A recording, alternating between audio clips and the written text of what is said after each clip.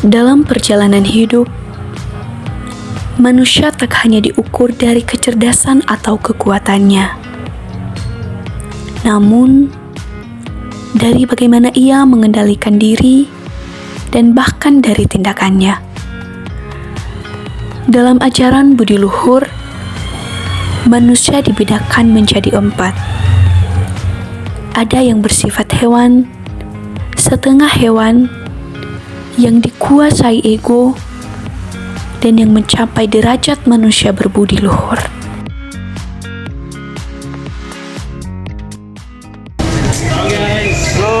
Halo. Dari mana aja lu?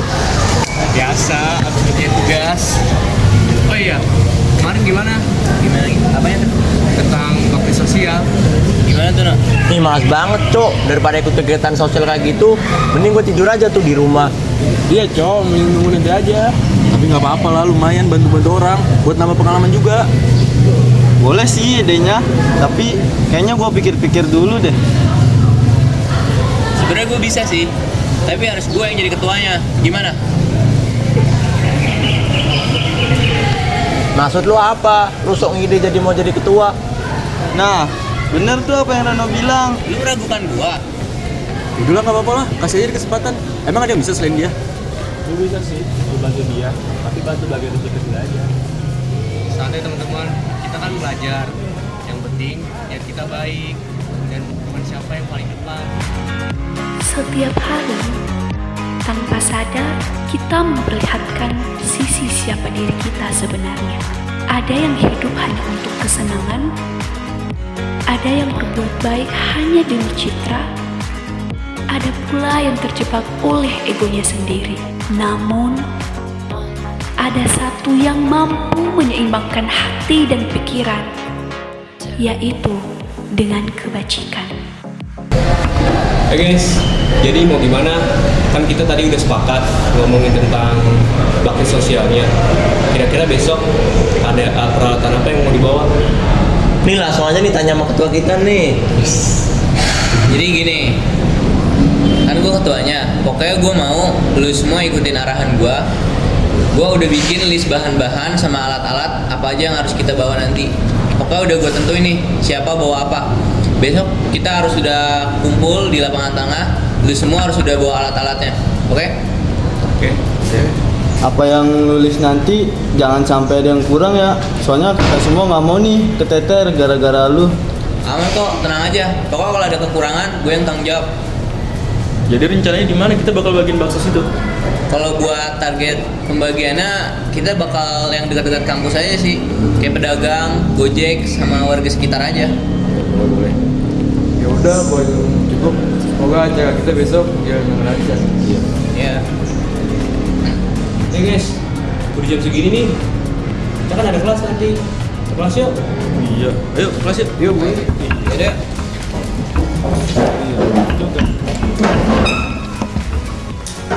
Ketika tanggung jawab datang, di sanalah sifat manusia diuji. Apakah ia memilih kenyamanan, mencari pengakuan, atau tetap berbuat dengan tulus tanpa pamrih? Kebaikan sejati tidak putus sorotan. Ia hidup dalam tindakan yang sederhana. Kemarin ada tugas apa aja sih emang? Halo teman-teman, sorry banget ya, gue baru datang hari ini. Soalnya gue kemarin ada kegiatan. Jadi ini gue udah bawain nih sembakonya nih buat kita nih. Nih mas. Kok diserahin ke gua? Tanya orang lain lah. Tuh, ya atau tuh. Jangan kayak gitu, kan bisa pakai cara baik-baik. Ah, berisik lu. Kayaknya gue bantu dikit aja deh. Kalau gitu, gua juga ikut bantu deh. Mana coba lihat barang-barangnya? Udah lengkap semua belum? Hampir sudah. Ini udah. Ayo guys. Ini kalau nggak ada gua nih, pasti berantakan semua nih. Ayo cepetan, jangan lama-lama. Ya udah pakai hati.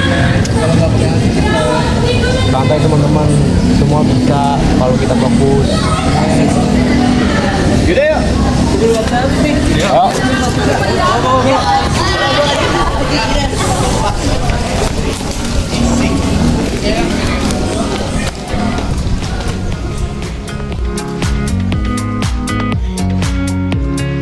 Pada akhirnya, pengalamanlah yang membuka hati manusia. Yang keras bisa menjadi lembut, yang egois bisa belajar rendah hati, yang acuh bisa menemukan makna kepedulian. Setiap perubahan dimulai dari kesadaran bahwa hidup ini berarti ketika kita berbagi. Ternyata dengan memberi jadi hidupnya jadi lebih berarti. Lebih baik hari ini daripada hari sebenarnya.